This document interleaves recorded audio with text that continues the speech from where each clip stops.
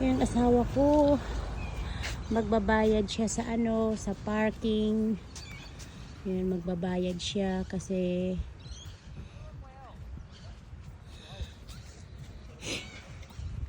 para makapag-parking kami dito sa lugar. Okay. Oh, okay. That's good. Yeah, just get the chair, and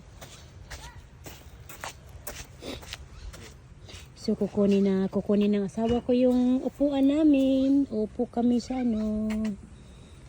just the chair, han.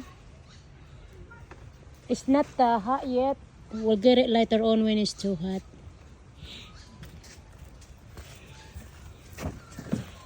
So ayan, nasa pasyalan na naman kami.